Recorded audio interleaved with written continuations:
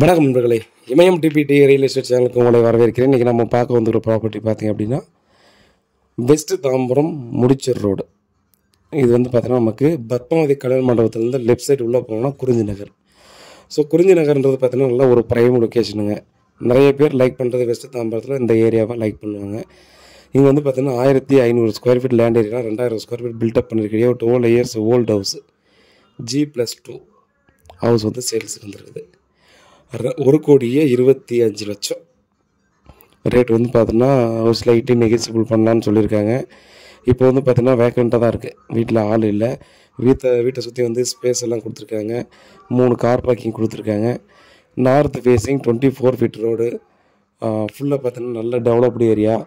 So குறிஞ்சி நகர்னும் போது பார்த்தீங்க அப்படின்னா கண்டிப்பாக இது ஒரு நல்ல பெஸ்ட்டு ப்ரைஸ்ன்னு சொல்லலாம். ரெண்டல் இன்கம் பார்த்திங்கன்னா ஒரு போர்ஷனும் பார்த்தீங்கன்னா 12,000 வாடகைடலாம் கண்டிப்பாக.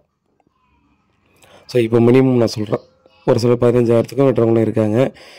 நிறைய பேர் பார்த்திங்க அப்படின்னா வெஸ்ட் தாம்பரத்தில் இந்த ஏரியா ப்ரிஃபர் பண்ணுவாங்கன்னு சொல்லியிருந்தேன். அதுக்கு மெயின் ரீசன் பார்த்திங்க அப்படின்னா இந்த இடத்துல பார்த்திங்கன்னா நமக்கு மக்கள் அந்த நெரிசல் வந்து தேவையில்லாமல் க்ரௌடு, தேவையில்லாமல் சவுண்டு, இந்த மாதிரிலாம் எதுவுமே இங்கே இருக்கிறதுக்கு சான்ஸ் இல்லை.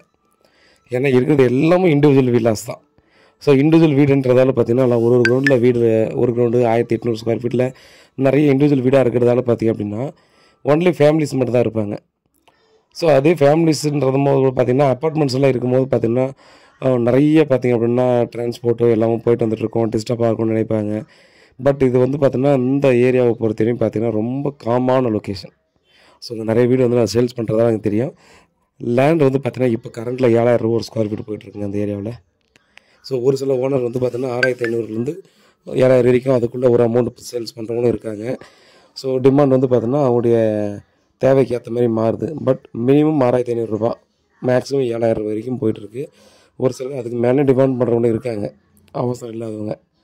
அதனால் பார்த்திங்கன்னா நமக்கு வந்து சின்ன சின்ன ஒர்க் மட்டும் தான் இருக்கும். அந்த பெயிண்டிங் ஒர்க்கு, இந்த மாதிரி சின்ன சின்ன டைல்ஸுக்கு தான் மாற்ற வேண்டியது தான் மாற்றலாம், இந்த மாதிரி ஒர்க் மட்டும் தான் இருக்குது.